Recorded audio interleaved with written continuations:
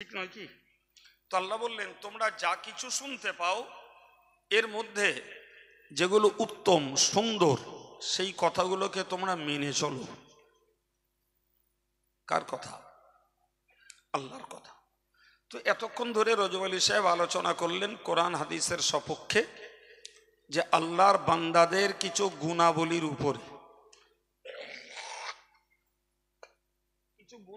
উপরে, তো সেই গুণাবলীগুলো আমরা এতক্ষণ ধরে শুনলাম। এই আয়াতটা আমার এই বক্তব্যের আয়াতটা শুনে কি মনে হলো যে আমাদের শোনা ডিউটি শেষ ডিউটি? মনে হয়েছে কি? হ্যাঁ ভাই, বেয়াদবি নেন না, আমি আপনাকে আলোচনা সরাবো, তবে একটু আত্মসমীক্ষা। আমরা ভাই ভাই বসেছি, বা বলতে পারা যায় বাপ বেটার মতন বসেছি, কিছু প্রিয় যুবক ছেলেও রয়েছে। একটু বলুন তো, যে প্রথম নম্বরের গুণ ছিল যে আল্লাহর বান্দারা জমিনে চলে খুব নম্রতার সঙ্গে। মনে আছে না ভুলে গেছে? কি গো, আপনারা শোনেননি?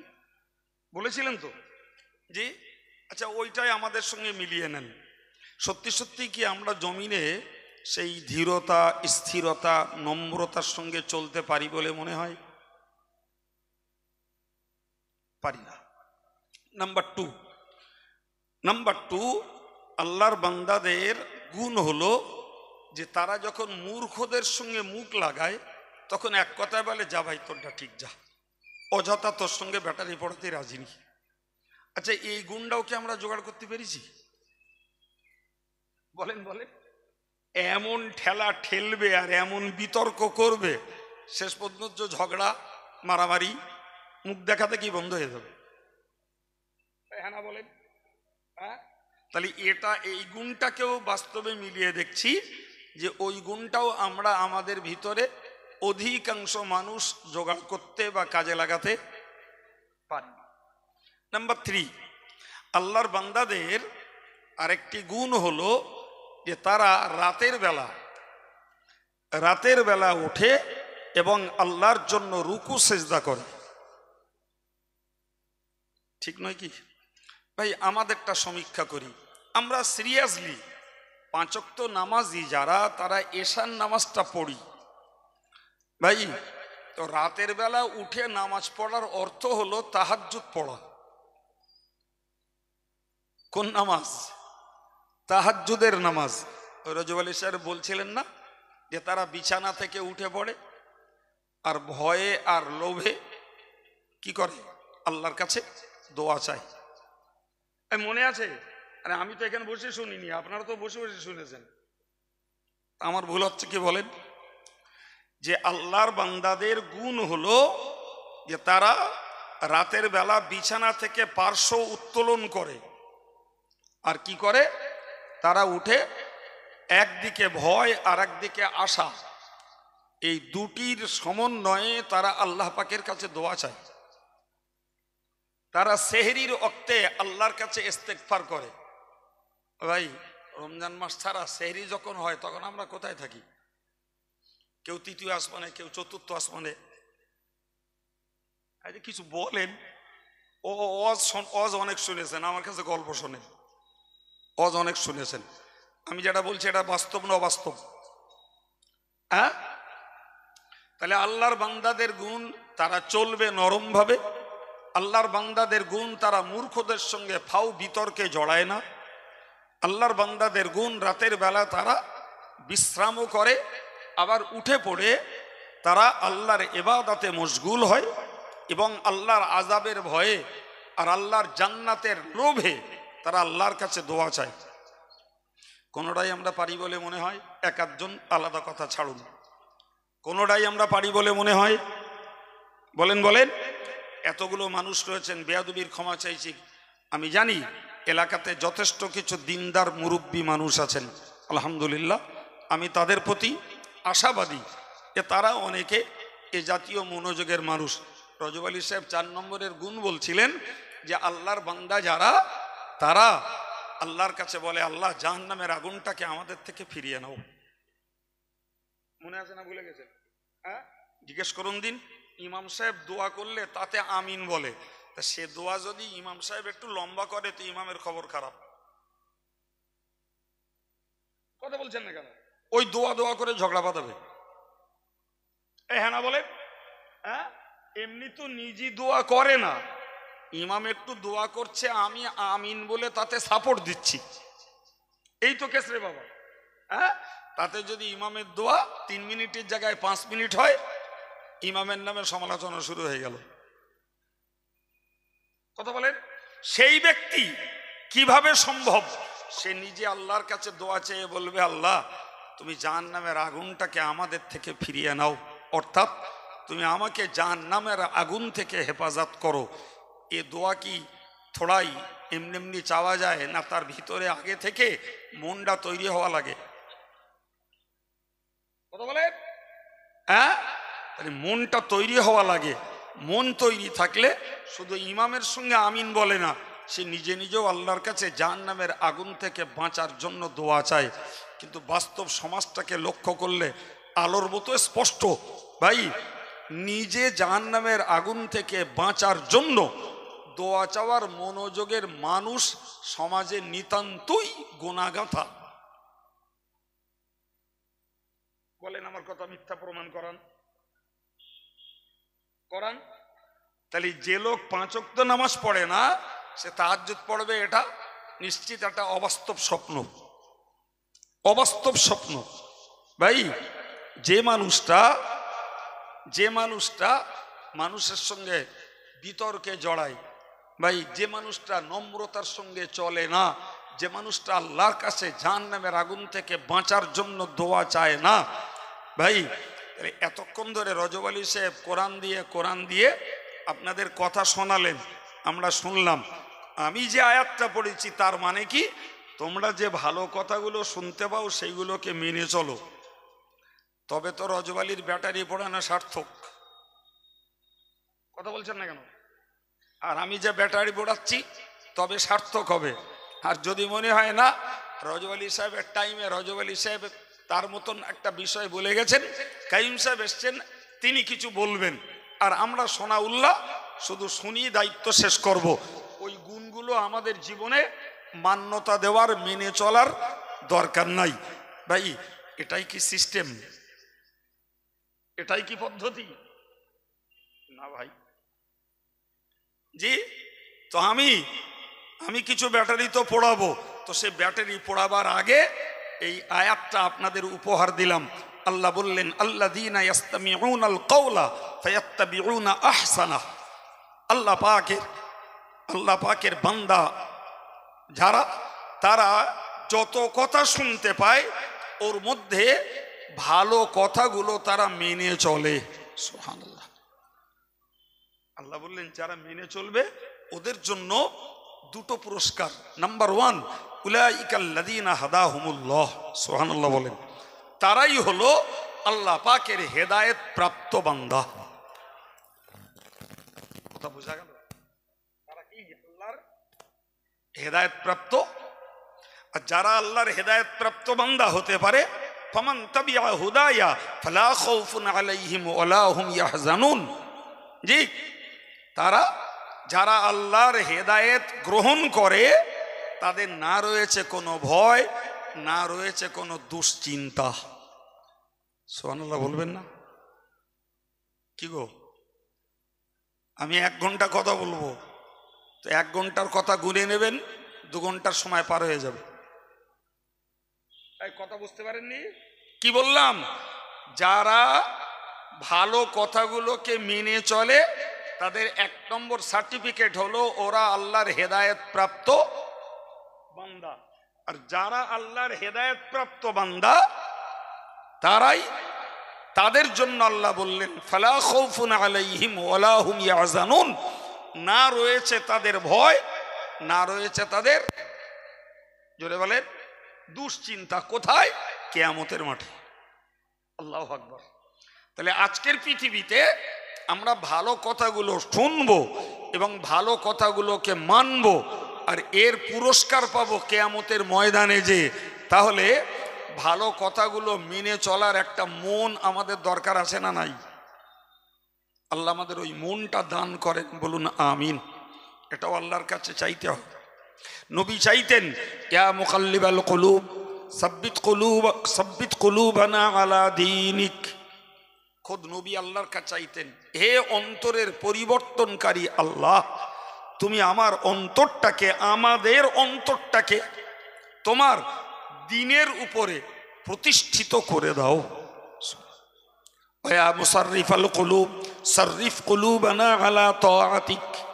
আবার বলতেন, হে অন্তরের পরিবর্তনকারী আল্লাহ, তুমি আমার অন্তরটাকে তোমার হুকুম মেনে চলার দিকে আকৃষ্ট করে দাও। কে চাইছি? নবীজি।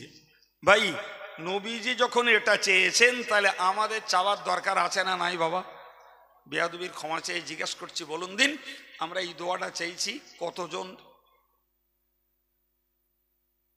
কথা বলেন। তাহলে এই সুন্দর প্যান্ডেল আর এই ব্যবস্থাপনা আর আলেমদের নজরানা, এ কি শুধু একটা ট্রেডিশন? এ কি একটা গতানুগতিক শুধু ভাবধারা?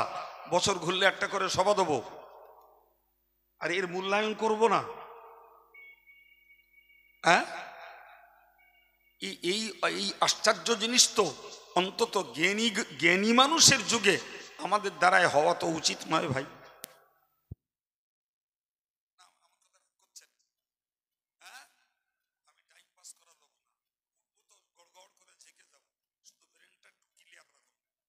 আমার বক্তব্য আপনি বলুন যে কোরআন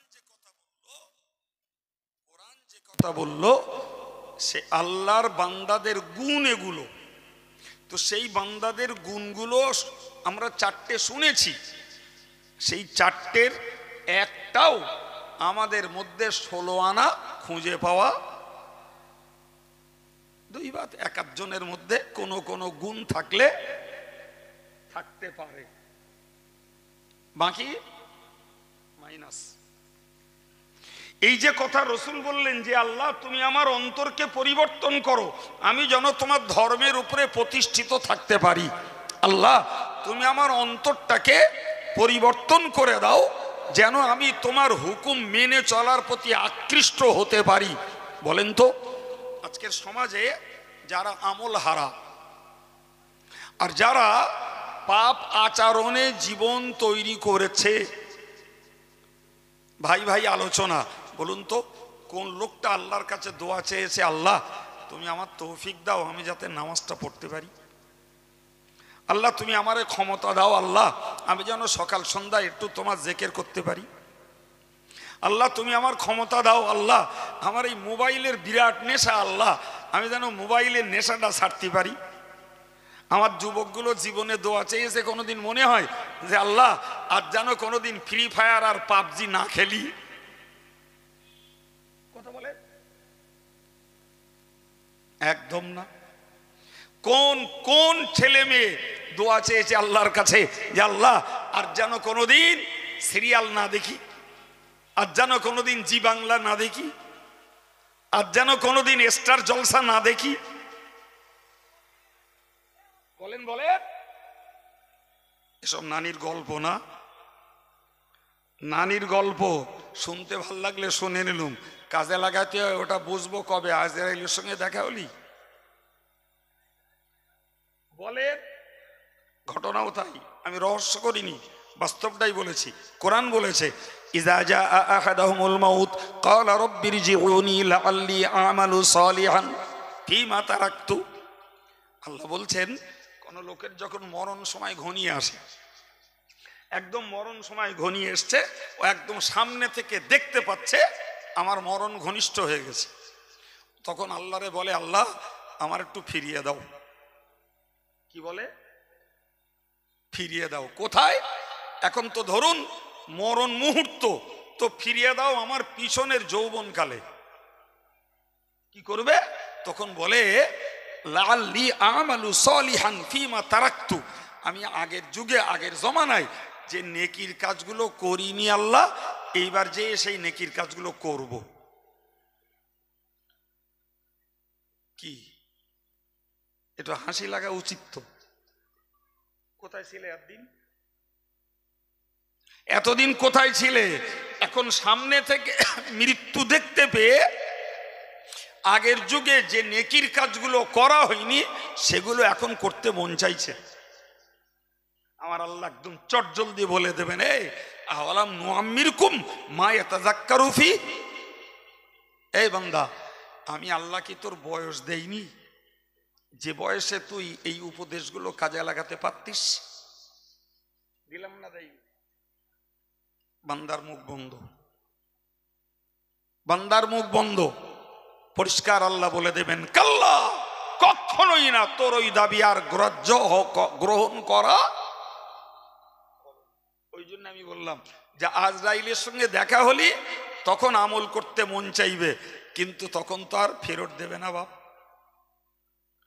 পাস্ট ইজ পাস্ট, যে সময় পেরিয়ে গেছে ও আর টাইম অ্যান্ড টায়ার্ড ওয়েট ফর নন। নদীর স্রোত আর ঘড়ির কাঁটা কারোর জন্য?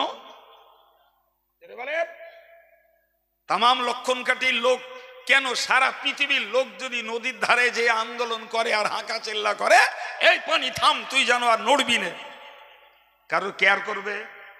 ঘড়িটাকে সামনে ধরে সবাই একটা করে হাঁকা দেন, কাঁটা তুই আর ঘুরবি না, কারোর কেয়ার করবে? সুতরাং নদীর স্রোত আর সময় কারোর জন্য অপেক্ষা করে না বাপ। সুতরাং যখনকার সময় তখনটাই কাজে লাগাতে হবে, তবেই তো বুদ্ধিমানের কথা পরিচয়, তবেই তো বুদ্ধিমানের পরিচয়। এখন বলেন দিন, যারা যারা একটা পিরিয়ডে ধর্ম করলো না, মনে ভাবুন 50 বছর বয়স পর্যন্ত একজন ভাই ধর্ম করলেন না, কি একজন মা ধর্ম করলেন না, 51 বছর বয়সে ধর্ম করার কথা মনে হয়েছে। আচ্ছা, ওই লোকটার কাছে আমার জিজ্ঞাসা, তুমি 51 থেকে ধর্ম করতে শুরু করলে, তো এই 51 বছর বয়সে তো তোমার দৈনিক জীবনের একটা ধর্মের রুটিন আছে না? নাই? আছে না? সে 51 বছর বয়সেও 5 ওয়াক্ত নামাজ না নেই? ওই 51 বছর বয়সে রমজান মাস আসলে রোজা রাখতে হবে। ওই 51 বছর বয়সেও তোমাকে সত্য কথা বলা লাগবে। এখন তুমি পিছনের জীবনে যে নামাজগুলো পড়নি, দিনের নামাজ কখন পড়বা, আর যেগুলো পড়নি সেগুলো কখন পড়বা বাপ? কথা বলেন, তবে তো বুঝবো যে ব্রেনে কিছু বুদ্ধি সাদ্ধি আছে। আমরা ছোটবেলায় উর্দুতে পড়েছিলাম, আজ কা কাম কাল পার না ডালো। বাংলা মানে আজকের কাজ কালকের জন্য, কারণ কালকেও একটা কাজ আছে, আজকেরটা ফেলে রাখছো, তো কালকেরটা কখন করবা আর এই ব্যাকেরটা কখন করবা? দুটো একসঙ্গে এক জায়গায় করছো কেন? এই তোমার বুদ্ধি। অতএব দিনের কাজ দিনে করো, কাজের জের রেখো না। এখন দিনের কাজ যদি দিনে করতে হয়, তাতে অ্যাডাল্ট ছেলে মেয়ের জন্য দৈনিক জীবনে 5 বারের নামাজ রয়েছে। তাহলে বাবা দিনে দিনে 5 বার পড়ে যাও, তাহলে তোমার জের কিছু থাকলো না। আলহামদুলিল্লাহ, ওভাবেই পড়ে যেতে পারলে হবে। হ্যাঁ, আমি একটা পিরিয়ড খালি আর একটা পিরিয়ডে হাঁটু গেড়ে লেগে যাব। যতই হাঁটু গেড়ে লাগো, যেগুলো খালি করে ফেলেছো বাপ, ওগুলো তো পূরণ হওয়ার নয়। 5 ওয়াক্ত নামাজের টোটালে মিলে ঘন্টাখানিক সময় যায় না কো। তো যারা একটু ধীরে সিস্তে পড়ে তাদের নাই ঘন্টাখানিক গেল 5 বারের নামাজ মিলে। এখন বলেন, যদি কেউ 5 ওয়াক্ত নামাজ তার জীবনে 30 বছর কাজা করে রেখেছে, এর যদি উমরি কাজা দিনে দিনে আদায় করতে হয়, তাহলে 1 ঘন্টা যাবে দিনের নামাজের জন্য আর 1 ঘন্টা যাবে উমরি কাজার জন্য। ওরা মদ্দালোক আমার নজরে পড়িনি এই বয়সে। রাগ করছেন আমার কথা? হ্যাঁ জি। তাহলে বুদ্ধিমত্তার পরিচয় হলো দিনের ডিউটি দিনে পালন করো বাপ, তবে তো অশ্বনে লাভ। জি, বলতে বলতে বেশ খানিকটা কথা বেড়েছি, তবে একটা সেকেন্ড আপনাদের জ্ঞান ছাড়া অজ্ঞানের কথা বললাম কি? জি, আমি আর অন্য ওয়াজ করবো না কো। রজব আলী সাহেব যা বলছিল ওই আর একটুখান বলি। জি, ওই আর একটুখান বলি। ইমানদার এই আল্লাহর বান্দাদের 5 নম্বরের গুণ বলা আছে কোরআনে, ওয়াল্লাযীনা ইযা আনফাকু লাম ইউসরিফু ওয়া লাম ইয়াকতুরু ওয়া কানা বাইনা যালিকা কওয়ামা। এটা 5 নম্বর। রজব আলী সাহেব কটা বলে গেছে? 4টে। জি, অনেকের মনে মনে হচ্ছিল যে হুজুরির সময় আর একটু বেশি হলি কটা গুণ আজকে সব শিখে ফেল দিত, তা সেই খেদমতটা নাই আমি করি। অন্য আরজ করি না। ৫ম নম্বরের গুণ আল্লাহ বলেছেন ওয়াল্লাযীনা ইযা আনফাকু, আল্লাহর প্রকৃত বান্দা যারা, এরা যখন পয়সা খরচ করে লাম ইউসরিফু, অপচয় করে না।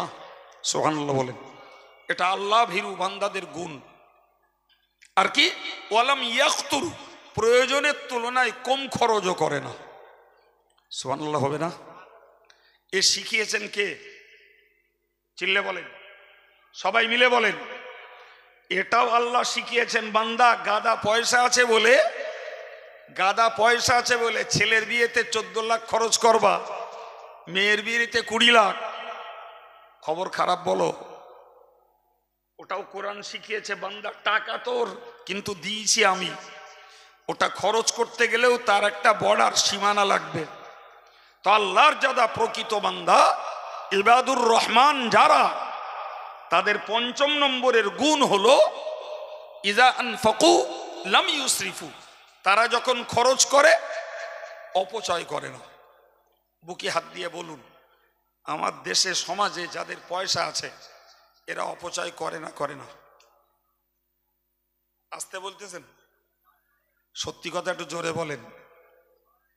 করে না? বিপুল পরিমাণে। অপচয়ের শেষ নেই। অপচয়ের, বোর বিলাসিতা, মেয়ের বিলাসিতা, নিজের বিলাসিতা, বাড়ির বিলাসিতা, বিয়ের খরচের বিলাসিতা, আত্মীয় কুটুম্বিতের বিলাসিতা, সর্বনাশ হচ্ছে। সে সর্বনাশের কোনো কিনারা নাই। ভাই কি সর্বনাশ! রমজান মাস, মানুষকে রোজা রাখতে হয় নফসকে দমন করার জন্য। কি করার জন্য? নফসটাকে টাইট করার জন্য। এর পিছনে ইতিহাস হলো, নফসকে আল্লাহ যখন তৈরি করলেন, করার পরে জিজ্ঞাসা করলেন, এই নফস বল তুই কে আর আমি কে? তো নফস বলল তুমি তুমি, আমি আমি। উত্তরটা ঠিক? জোরে বলেন, উত্তরটা ঠিক? নফসের উত্তর হওয়া উচিত ছিল, আল্লাহ তুমি আমার রব, আমি তোমার সৃষ্টি। এটাই ছিল সঠিক উত্তর। নফস বলল তুমি তুমি, আমি আমি। মানে আল্লাহর কাছে নফসের কোনো পরোয়াই নেই। আল্লাহ বললেন ফেরেশতাদের এই নফসের খাওয়া বন্ধ করো। তো একদিন টোটালে নফসের খাওয়া বন্ধ করে দিলেন। একদিন পরে নফসকে বললেন, নফস বল তুই কে আর আমি কে? ও আজও বলল তুমি তুমি, আমি আমি। তবে আওয়াজটা কালকের থেকে একটু কমে গেছে। অক্সিজেন পড়িনি তো, একটু কমে গেছে। ফের আল্লাহ খাওয়া বন্ধ করলেন। দ্বিতীয় দিন খাওয়া বন্ধের পর আবার জিজ্ঞেস করলেন, একই উত্তর দিল, তবে আওয়াজটা আর একটু কম। আল্লাহ ফের বললেন ওর খাওয়া বন্ধ রাখো। তৃতীয় দিন কমপ্লিট। আল্লাহ বললেন বল নফস তুই কে আর আমি কে? বলল আল্লাহ আন্তা আন্তা খালিকি ও আনা আব্দুক। আল্লাহ তুমি আমার সৃষ্টিকর্তা আর আমি তোমার হুকুমের গোলাম। তাহলে নফস টাইট হয়েছে কিসে? জোরে বলেন ভাই। আমাদের নফস তাজা। এই নফসের অন্যায় আবদার, উগ্রতা, এটাকে কমানোর জন্যই ইসলাম বিধান দিল তোমরা রোজা করো। রোজা করলে নফস দমন হবে। ভাই আমাদের অবস্থাটা বুঝুন। আমরা রমজান মাসে খাই না শুধু দুপুর বেলাটা। কোন সময় খাই না? পান্তা বেলায় যেটা খাই সেটা তো সেহরিতে মেরে দিস অ্যাডভান্স। দুপুরটাও বিকেল থেকে দাঁতে সান দিচ্ছে, সন্ধ্যেবেলা মারাই করবে। 19 রকমের ইফতার নেব। আমারে দাওয়াত করেছে, আমি গিয়ে 2টো ছোলা খেয়েছি, 1 পিস শশা খেয়েছি, একটা তেলে ভাজা খেয়েছি, 1 মুঠো মুড়ি খেয়েছি। তো আমার বলছে খান। মানে কি সর্বনাশ, এত ইফতার খায়? তো বলতেছে আজকে তো কম হয়ে গেছে। করকম জোগাড় করে 19 রকম। আমি সেখানে বসে গুনলুম। তাই বললাম ভাই আমি ওইরকম ইফতার করি না, আমার যেটুকু করার করা হয়ে গেছে, আমার আর লাগবে না। আচ্ছা ওতে নফস দমন হবে না আরো তেজ হবে? বিশ্বাস করুন ভাই, যারা রোজা করে না এরা মনে করে যে এরা বোধহয় কৃপণ, খাওয়ার অভাবে, খরচের অভাবে, তাই বোধহয় রোজা করে। এরা যদি জানতো যে একটা রমজান মাসে একটা পরিবারে অন্য মাসের তুলনায় দ্বিগুণ খরচা বেশি হয়, হ্যাঁ না বলেন, এবং মানুষ মনের দিক দিয়ে তৈরি থাকে, আর নফসও দেখে সারা বছর মোসাম্বি দিসনি, কমলা দিসনি, আপেল দিসনি, নাশপাতি দিসনি, বেদানা দিসনি, এই রমজান মাসটা দিচ্ছিস, আমার কপালটা বহুত ভালো। কথা বুঝতে পারছেন কি কেন বললাম কথাটা?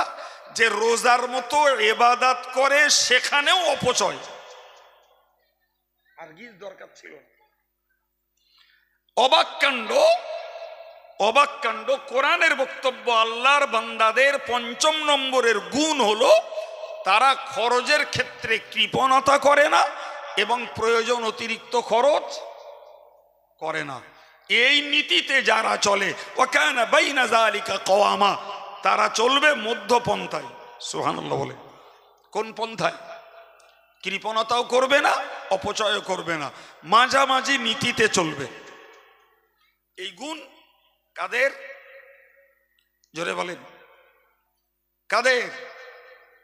ইবাদুর রহমান, তারপরে হলো আল্লাহর প্রকৃত বান্দাদের গুণ। মুখস্থ করুন বাক্যটাকে, আজ যেন জিজ্ঞেস করতে না হয়। কাদের গুণ? বান্দা সবাই, কিন্তু আল্লাহর প্রকৃত বান্দাদের গুণ হলো তারা নম্রভাবে চলবে, তারা মূর্খদের সঙ্গে তর্কে জড়াবে না, তারা রাতের বেলা উঠে তাহাজ্জুদের নামাজ পড়ে আল্লাহর কাছে জাহান্নামের ভয়ে আর জান্নাতের লোভে দোয়া চাইবে। ৪ নম্বর, তারা জাহান্নাম থেকে বাঁচার জন্য আল্লাহর কাছে দোয়া চাইবে। ৫ নম্বরে বলছি, আল্লাহর প্রকৃত বান্দা যারা, তারা খরচের ক্ষেত্রে অপচয় করে না, কৃপণতাও। ব্রেনে ধরছে বাপ? জি, সম্মানিত ভাইরা আমার, মনে রেখে দিন, আমার আল্লাহ পাকের নবী বলেছেন, আল ইকতিসাদু ফিন নাফাকাতি নিসফুল মাঈশা। নবী বলেন, ও সাহাবীরা, ওগো উম্মতে মুসলিমা, তোমরা মনে রাখো, খরচের ক্ষেত্রে তুমি মধ্যপন্থা অবলম্বন করো। আমি আল্লাহ পাকের নবী বলছি, তোমার জীবনের অর্ধেক খরচ এই মাঝামাঝি খরচ করলে ও থেকেই বেরিয়ে আসবে। ইসলামের এই অর্থনীতি খোদ রসুল শিখিয়েছেন। কেমন? মনে করুন, রসুলের বক্তব্যটার ব্যাখ্যা দিচ্ছি। মনে করুন একটা মানুষকে সীমা হারা চলতে ১ লাখ খরচ হয়। কত? জোরে বলেন, কত? ১ লাখ। রসুল বললেন, তুমি ওইটা মাঝামাঝি ধরনের খরচ করে নিজের বিবি, নিজের আব্বা মা, নিজের বাচ্চা, নিজের ঘরবাড়ি, নিজের আত্মীয় কুটুম্বিতে যাদের ক্ষেত্রে খরচ করো, মাঝামাঝি ধরনের খরচ করো, তোমার ৫০,০০০ আয় করলেই চলে যাবে। সুবহানাল্লাহ বলবেন না? এই পদ্ধতি আমি শিখাচ্ছি। কে শিখিয়েছেন? আল্লাহর রসুল শিখিয়েছেন। আল্লাহর রসুল শিখিয়েছেন। দুঃখজনক কথা বলছি ভাইরে, আজকের ওই সীমা ছাড়া অপচয় করতে যেই মদ্দেরাও সুদে, মেয়েরাও সমিতি করে গ্রুপ লোন নিয়ে সুদ খাচ্ছে। এরা অনলাইন লটারি কাটতেছে, ওরা ক্যারাম বোর্ড পিঠে পয়সা রোজগার করছে, আর একজন জওহর যোজনা, ইন্দিরা যোজনায় টাকা দিচ্ছে, ডবল ডিপোজিট স্কিম করছে। ভাই, খরচের পরিমাণ বাড়ছে, আয়ের পরিমাণ বাড়াতে হবে, হারাম হালাল দেখার লোক কমে গেছে। কথা বলছেন না কেন? যদি মানুষ রসুলের এই ফর্মুলা যে খরচ আমি অবশ্যই করব, তাই বউ বাচ্চা যাই দাবি করুক, সীমা অতিরিক্ত অপচয় করব না, আপনি হালাল পথে যা রোজগার করবেন ইনশাআল্লাহ ওতেই আপনার সংসার জীবন মেনটেনেন্স হয়ে যাবে। আমরা তো রসুলের ফর্মুলা কাজে লাগাই না বাপ। কাজে লাগাই, হ্যাঁ না বলেন? তাহলে আল্লাহর বান্দার প্রকৃত গুণ এই যদি হয়, তাহলে ও গুণটাও আমাদের কাছ থেকে মাইনাস। যদি ২-৪টে মুরব্বী যারা খুব দারিদ্রতা থেকে এখন সচ্ছল হয়েছে, এরা যদি একটু রাগ করে, তোরা অপচয় করছিস কেন, বলছে বুড়ো কৃপিন খুব, কথা বলেন না কেন? আমারে বলে, জি, কাছের লোকেরা রহস্য করে বলে, বলে হুজুর না খুব কৃপণ। কথা বুঝতে পারেন না? হ্যাঁ, বলে তুই আমারে কৃপণ বলিস?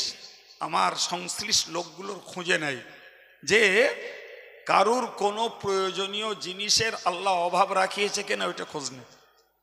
যদি প্রয়োজন মিটে যায় তাহলে আমি কৃপণ নই, আমি মিতব্যয়ী, আমি অপচয় করার পক্ষে নই।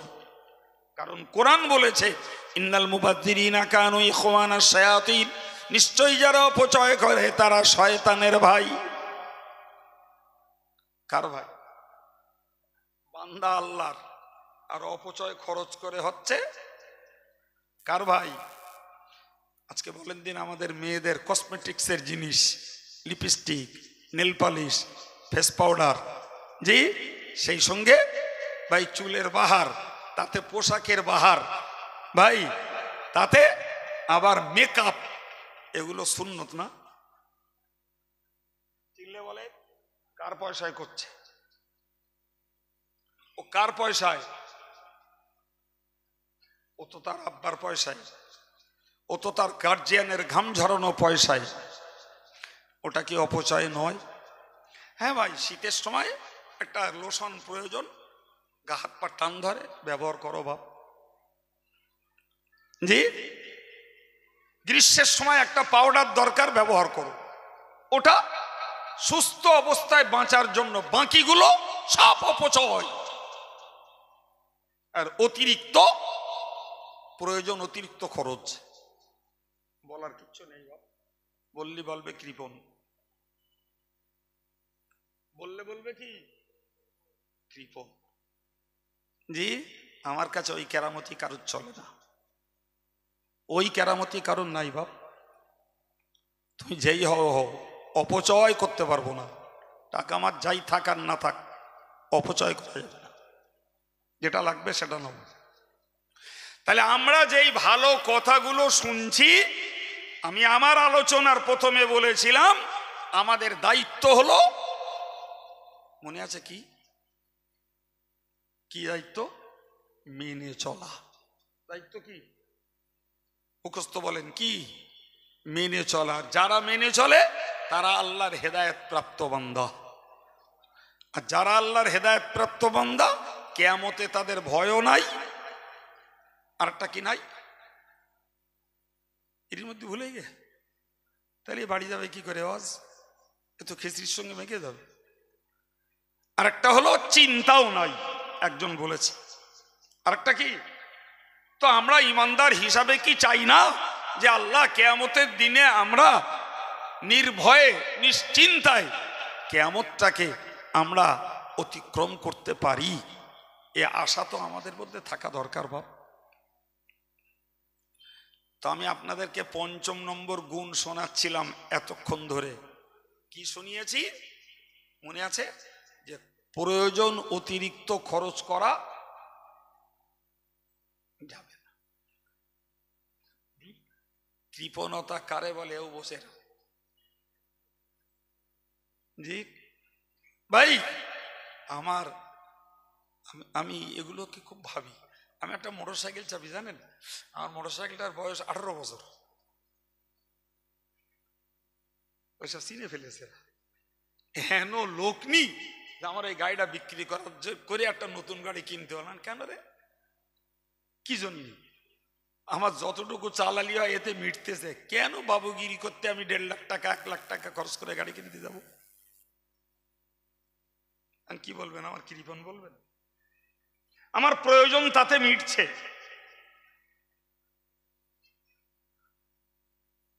কি খারাপ বলছেন? আমার ভয় ওই জায়গাটাই। আল্লাহর কাছে যেন শয়তানের ভাই না হই। ভয় ওই জায়গাটায় যে আল্লাহর বান্দাদের দলের বাইরে না চলে যায়। আল্লাহর বান্দার দলের বাইরে যাবে অপচয় যারা করবে তারাই। সম্মানিত ভাইয়ের আমার, 6 নম্বরের গুণ বলছি। আল্লাহর কোরআন বলেছে ওয়াল্লাযীনা লা ইয়াদউনা মা'আল্লাহি ইলাহান আখার। আল্লাহর বান্দাদের 6 নম্বর গুণ হলো তারা আল্লাহর সঙ্গে দ্বিতীয় কাউকে আর ডাকে না, ডাকে না, ডাকে না। ওয়াল্লাযীনা লা ইয়াদউনা মা'আল্লাহ, তারা আল্লাহকেই ডাকে, আর কাউকে না। সুবহানাল্লাহ বলেন। ভাই আল্লাহর সঙ্গে অন্য কাউকে যদি ডাকা হয় ওর আরবি নামটা কি একটু বলবেন? মাশাআল্লাহ, খুব সুন্দর উত্তর দিয়েছেন। তাহলে আল্লাহর সঙ্গে অন্য কাউকে যদি ডাকা হয় তার আরবি নাম হলো শিরক। আর শিরক হলো ঈমানের বিপরীত। শিরক হলো কি? যেখানে শিরক থাকে সেখানে ঈমান থাকে না। তো আল্লাহর বান্দাদের ৬ষ্ঠ নম্বরের গুণ বললেন আল্লাহ, আল্লাযীনা লা ইয়াদউনা মা'আল্লাহি ইলাহান আখার, অন্য কোন মাবুদকে তারা ডাকাডাকি করে না। সুখেও আল্লাহকে ডাকে, দুঃখেও আল্লাহকে ডাকে, প্রয়োজনে আল্লাহকে ডাকে, অভাবে আল্লাহকে ডাকে, রোগে আল্লাহকে ডাকে, সুস্থ হলেও আল্লাহকে ডাকে। একবার চিলে বলা যাবে না সুবহানাল্লাহ? আমাদের ওই গুণটাও যে অভাব।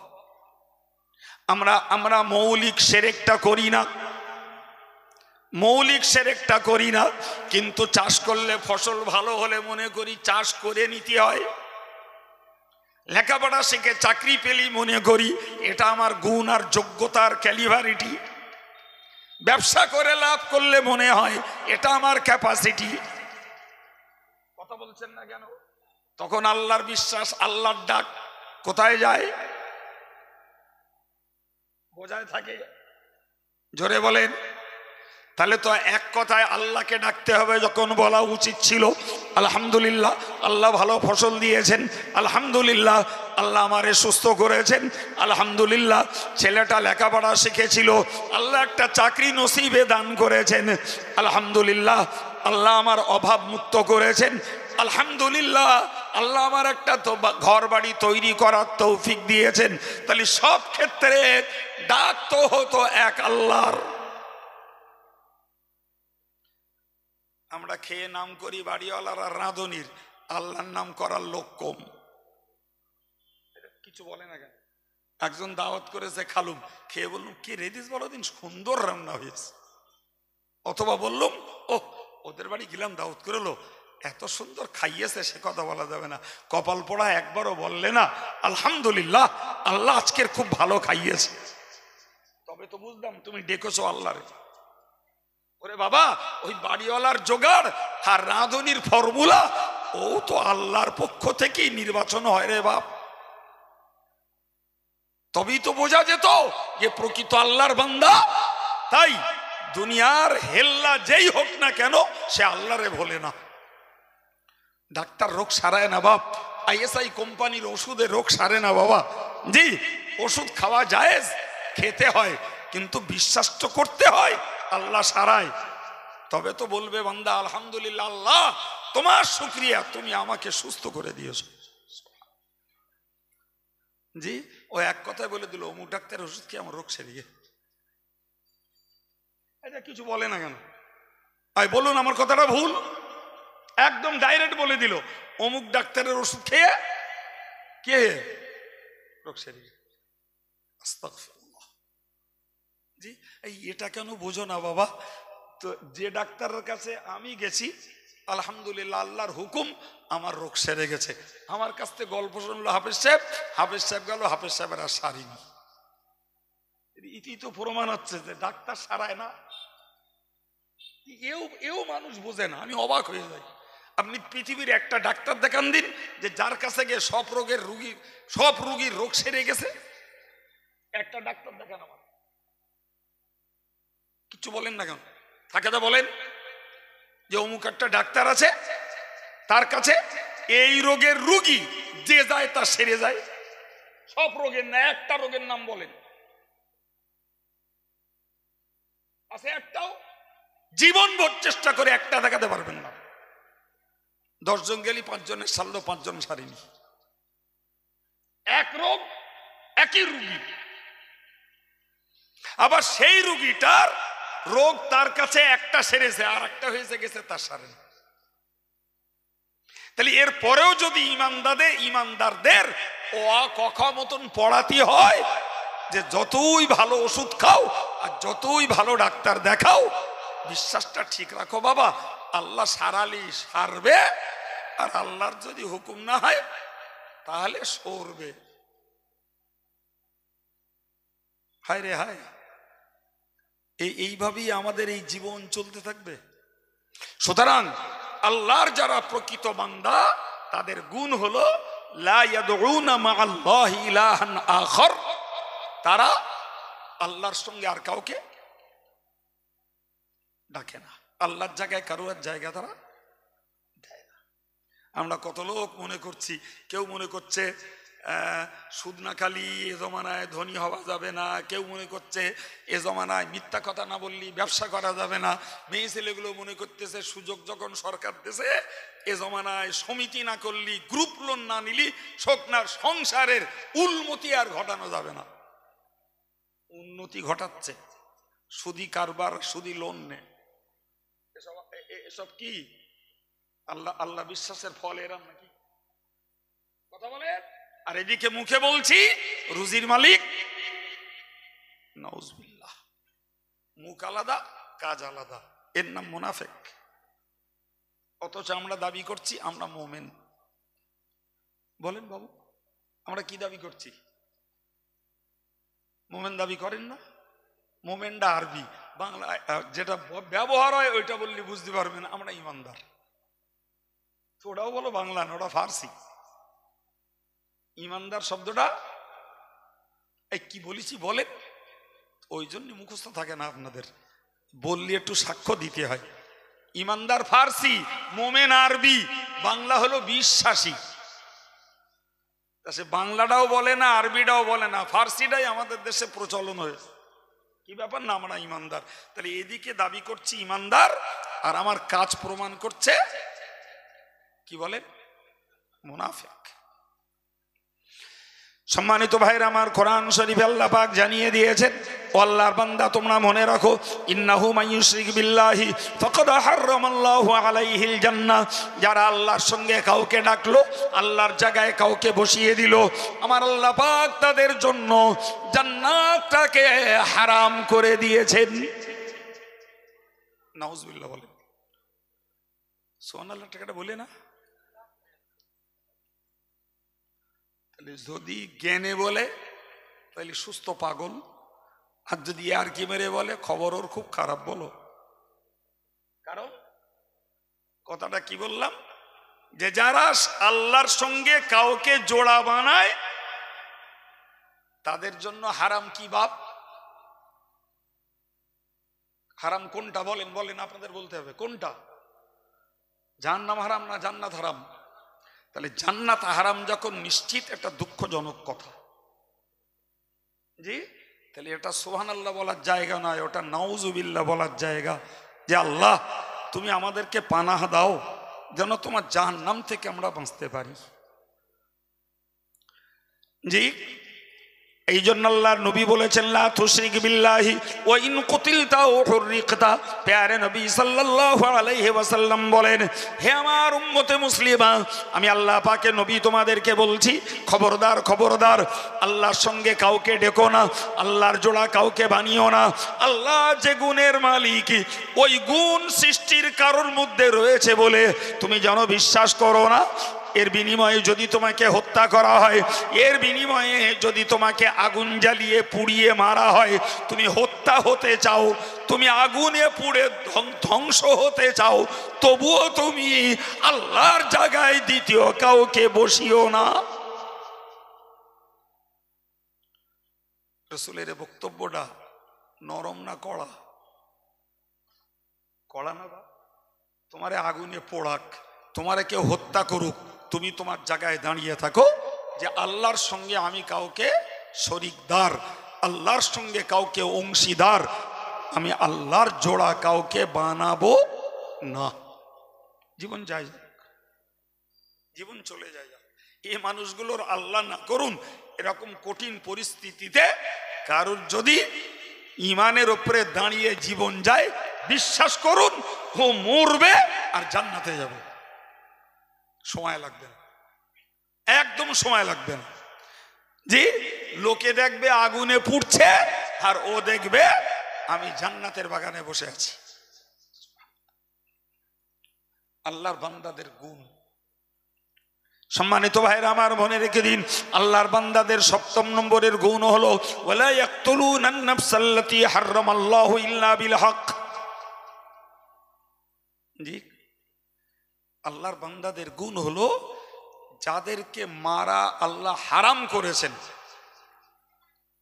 তাদেরকে তারা কখনো হত্যা করে না। ভাই, আল্লাহ যাদেরকে মারা কি করেছেন? হারাম। তো আল্লাহ হারাম করেছেন কাদেরকে আর হালাল করেছেন কাদেরকে? একটুখানি বুঝে নেন ভাই। তিরমিজি শরীফের হাদিসে এসছে, রাসূল বলেছে 3টি কারণ ব্যতীত কাউকে হত্যা করা যায় না। কটা কারণ বাবা? মুখস্থ করুন কটা। নাম্বার 1, আল ইরতিদাদু বাদাল ইসলাম। যারা ইসলাম গ্রহণ করার পরে ফের ইসলাম ধর্ম থেকে বিচ্যুত হয়ে অন্য ধর্মে চলে গেছে, এদের জন্য ইসলামী বিধান ওকে হত্যা করে দাও। মুখস্থ থাকবে। আল্লাহ হেফাজত করুন। কোন মুসলমান যদি ভিন ধর্মে চলে যায় তাহলে তার জন্য ইসলামী বিধান কি? জোরে বলেন। নবীর একদম স্পষ্ট হাদিস রয়েছে, মান বাদদালা দীনাহু ফাকতুলু। আল্লাহ পাকের হাবিব বলেন, যারা ইসলাম থেকে পরিবর্তন করে অন্য ধর্মে চলে গেছে এদেরকে তোমরা ধরো আর হত্যা করো। কারণ ও যখন ইসলামের ঘরের সদস্য ছিল, বাইরে যখন গেছে, এমনি যারা কাফের, যারা এমনি ইহুদি, এমনি যারা খ্রিস্টান, এমনি যারা মুশরিক, ওদের থেকে এ আরো বেশি ক্ষতিকারক। কথা বলেন ঠিক না ভুল? ভাই, যারা সুন্নতুল জামাত সংগঠন করে না, ওরা যা ক্ষতি না করে, যারা এই সংগঠন থেকে হুড়কে বেরিয়ে যায় এরাই ক্ষতি করে বেশি। হ্যাঁ না বলেন ভাই। তো আল্লাহর রাসূল বললেন, যে লোকটা ইসলাম ধর্ম থেকে বিচ্যুত হয়ে গেছে ওই লোকটার কি করো? কি করো? হত্যা করো। তো এই হত্যা হালাল এই একটা লোকের। নাম্বার 2, আর একটা লোক হলো জি, আর একটা লোক জিনা বাদাল ইহসান। যারা বিবাহের পরে ব্যভিচার করেছে, বিবাহিত হওয়ার পরেও কি করেছে? ব্যভিচার। কোরআনী বিধান, ইসলামী বিধান, শরিয়াতের বিধান হলো তাকে গর্ত করে কোমর পর্যন্ত মাটিতে দাবিয়ে দাও, ওই পর্যন্ত মাটি ভরে দাও, দিয়ে এবার মাথায় পাথর মারো যতক্ষণ না মরে। ওটাই মারার সিস্টেম। ওই এক কোপে মারাও না, পাথর মারো, তার নাক দে, কান দে, গাল দে, রক্ত ছুটুক, ঘেনু বার হোক। আল্লাহ বলেছেন, ওয়ালা তাখুযুকুম বিহিমা রাফা। খবরদার, এই জাতীয় অপরাধীদের হত্যার সময় কারো দিলে যেন দয়া মায়াও না লাগে। আল্লাহু আকবার। ব্যাপারটা কত কঠিন। কোমর পর্যন্ত পুঁতে ফেলতে হবে, আবার অন্য কোনো প্রসেসে মারলে হবে না বাপ। মারতে হবে কোন প্রসেসে? স্রেফ পাথর। স্রেফ পাথর মারো। নবী তার জীবনে, তার হায়াতে এ শাস্তি প্রয়োগ করেছেন ব্যভিচারের জন্য। ভাই, আজকের যুগে ব্যভিচারের আর কোনো শাস্তি সামাজিক ভাবে হোক আর রাষ্ট্রীয় ভাবে হোক কিছু আছে বাপ? একটু জোরে বলে। আমরা ছোটবেলায় দেখেছি, কিচ্ছু না থাকলেও একটা সামাজিক শাস্তি অপমান ছিল। আমি খুব ছোটবেলায় দেখেছি, কেউ এরম কাজে ধরা পড়েছে তো মাথায় নেড়া করে, মাথায় আলকাদরা লাগিয়ে সারা গ্রাম ঘুরিয়েছে, আর পিছনে লোকে টিন বাজিয়েছে। টিন টিন সারা গ্রামের মেয়ে মরদ সব দেখেছে, আর সে নির্লজ্জ মাথা নিচু করে চলছে। আজকের করেন দিন কেমন ক্ষমতা আছে, ভিটেমাটি চাটিয়ে যাবে। বলেন বলেন, আজকের করার কোনো না সামাজিক ভাবে ব্যভিচারের শাস্তি আছে, না রাষ্ট্রীয় ভাবে ব্যভিচারের শাস্তি আছে। বরং যারা পতিতালয়ে যায় তাদেরগুলো সাংবাদিকরা ভিডিও করে সারা ভারত নয় সারা পৃথিবীতে ছড়িয়ে দিচ্ছে। এরাই হলো সভ্য আর এরাই হলো সম্মানীয়। খারাপ বলছি, খুব বাস্তবটা বলছি। অথচ আমার ইসলামের বিধান, বিবাহের পরে যদি কেউ ব্যভিচার করে তার শাস্তি একটাই। কি সেটা? জোরে বলে। যে পাথর মেরে হত্যা করা। Thank you. তুমি দৌড়াবা, দৌড়ানোর রাস্তা নাই, কোমর পর্যন্ত মাটিতে দাবানো।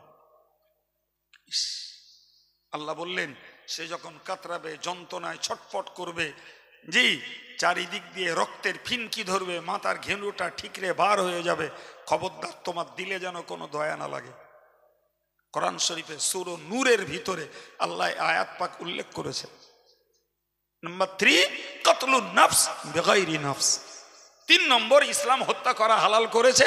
কেউ যদি অন্যায় ভাবে কোনো মানুষকে হত্যা করে, বিনিময়ে ওই হত্যা যে করেছে তোমরা তারে হত্যা করো। এই 3টে ছাড়া আর কোনো হালাল হত্যার অনুমতি ইসলামে নাই। আমাদের দেশের হত্যা হয় রাজনৈতিক হত্যা, আমাদের দেশের হত্যা হয় জলকার দখলের হত্যা, আমাদের দেশে হত্যা হয় ভাঁটা দখলের হত্যা, আমাদের দেশে হত্যা হয় ভাই ভাইয়ের ভাগ বাটোয়ারার হত্যা। কথা বলে, এর একটাও ইসলামের ওই হাদিসে প্রমাণ আছে বাপ? একটাও নাই। কোরআন বলল যারা আল্লাহর প্রকৃত বান্দা এরা জিন্দেগিতে কখনো কোনোদিন অন্যায় ভাবে কাউকে হত্যা করে না, কাউকে না। ওয়ালা ইয়াজনুন, আমার আল্লাহ পাক আবার আলাদা করে বললেন ইমানদার বান্দা, প্রকৃত বান্দাদের 8ম নম্বরের গুণ হলো এরা কখনো ব্যভিচার করে না। এরা কখনো ব্যভিচার করে না। ব্যভিচারের অনেকগুলো পাঠ রয়েছে। একটা পাঠ হলো চোখের ব্যভিচার, আর একটা পাপ হলো কানের ব্যভিচার, আর একটা পাপ হলো কথার ব্যভিচার, আর একটা পাপ হলো পায়ে পায়ে হাঁটার ব্যভিচার, আর একটা হলো হাত দিয়ে ধরার ব্যভিচার। কোনো ব্যভিচার তারা করে না, তাদের চোখ সংযত, তারা কোনোদিন চোখ দিয়ে পরস্ত্রী পরকন্যার প্রতি লোভনীয় দৃষ্টি দেয় না, তারা কখনো কোনো গোপন উদ্দেশ্যে কোনো পরস্ত্রী পরকন্যার সঙ্গে কথাও বলে না, তারা কোনোদিনের তরেও তারা জেনার উন্মাদনা জন্মায় এমন গানের প্রতি তারা কানও লাগায় না। যে পথে গেলে বলে ব্যভিচার হবে সে পথে তারা পা বাড়ায় না, যেদিকে গেলে পরে জেনার উন্মাদনা তৈরি হবে সেদিকে তারা হাত দেয় না। এটাই হলো আল্লাহর প্রকৃত বান্দাদের গুণ। এই যতগুলো গুণ রজব আলী সাহেব বলে গেছেন, আর আমি যে কটা তার সঙ্গে যোগ দিলাম, একটাও তো আমার পকেট থেকে দেয়নি, আর রজব আলী সাহেবও তার পকেট থেকে দেয়নি। বয়ানগুলো কোথাকার বাপ? কোরআনের। কোথায় উল্লেখ করা আছে? কোরআন শরীফের সূরা ফুরকান। জি, এবার আমাদের ভাবতে হবে যে আমরা এই গুণকে ফলো করি কতজন, এটা আমাদের ব্যাপার। জি ভাইরা আমার, মনে রেখে দিন, মহান আল্লাহ বললেন ওমাইয়া ফাআল যালিকা ইয়ালকা আসামা, যারা এই কাজগুলো করে তারাই তো গুনাহের সঙ্গে মিলিত হয়।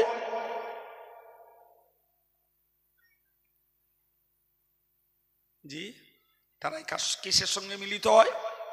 গুনাহের সঙ্গে মিলিত হয়ে যায়। সম্মানিত ভাইরা, এখনো আরো গুণ বাকি।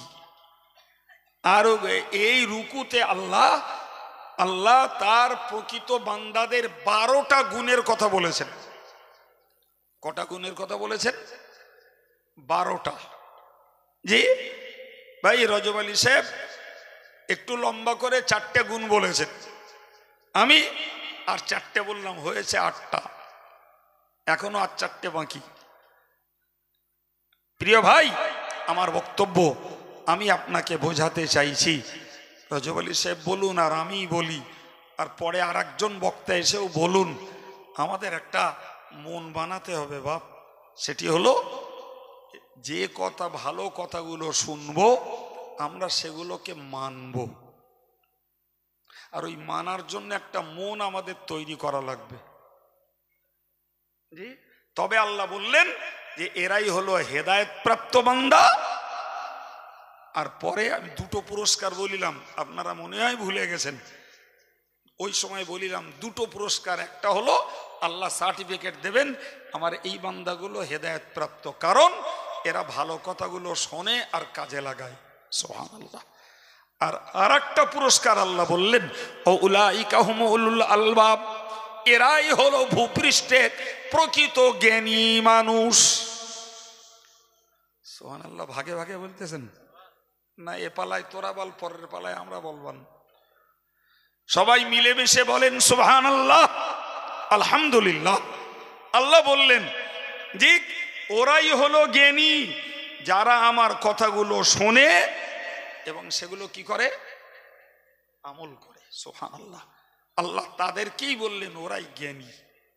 এখন যদি ভাই মাধ্যমিক, উচ্চ মাধ্যমিক, গ্রাজুয়েট, জি, কিংবা কেউ বিএড, কেউ এমএড, কেউ ডিএলএড, কেউ আইএস অফিসার, কেউ আইপিএস, কেউ ডাক্তার, কেউ ব্যারিস্টার, কেউ এলএলবি, প্রচুর ডিগ্রি অর্জন করে বসে আছে, প্রচুর ডিগ্রি। আবার ধর্মীয় দৃষ্টিতে কেউ হাফেজ সাহেব, কেউ মৌলানা সাহেব, কেউ মুফতি সাহেব, কেউ মুহাদ্দিস, কেউ মুফাসসির, জি, কেউ পীর সাহেব। ভাই সবার জন্য ইসলামের বিধান একই। তুমি যেটা, যে ভালো কথাটা শুনতে পেয়েছো ওইটা যদি আমল করো তাহলে তুমি হেদায়েত প্রাপ্ত, আর তুমি হলে জ্ঞানী। এখন আপনি বলেন এই ডিগ্রি হোল্ডার যারা, ভাই এরা যদি এই ভালো কথা শুনবার পরেও সে ভালো কথাগুলোকে যদি আমলে পরিণত না করে, জি, তাহলে দুনিয়া এদের জ্ঞানী বলবে, দুনিয়া এদের শিক্ষিত বলবে, দুনিয়া এদের বুদ্ধিজীবী বলবে, দুনিয়া এদের অনেক উন্নত পদ দেবে, দুনিয়া এদের জন্য জিন্দাবাদ দেবে, দুনিয়া এদের জন্য প্রশংসা করবে, দুনিয়া এদের জন্য অনেক রিওয়ার্ড, অনেক পুরস্কার দেবে। কিন্তু আল্লাহর কাছে এরা কি বলেন ওইটা? জ্ঞানীর উল্টো কি হয়? অজ্ঞানী। এরা জ্ঞানীর উল্টো, এরা অজ্ঞানী। জ্ঞানী ওরাই যারা আমার কথাগুলো শোনে আর মানে, তার মানে আমলে পরিণত করে। এখন মুসলিম কমিউনিটির যারা এডুকেটেড পারসন, শিক্ষিত ব্যক্তিত্ব, কি নারী কি পুরুষ, যাদের কাছে নামাজ নাই, যাদের কাছে রোজা নাই, যাদের কাছে জিকির নাই, তাসবিহ নাই, যাদের কাছে সত্য কথা নাই, যাদের কাছে হালাল রোজগার নাই, ভাইরা আমার, যাদের কাছে হক আদায় নাই, যাদের কাছে বাপ মায়ের সম্মান নাই, যাদের কাছে বড়দের প্রতি শ্রদ্ধা নাই, ছোটদের প্রতি স্নেহ নাই, নিশ্চিত এরা অজ্ঞানের কাজ করছে।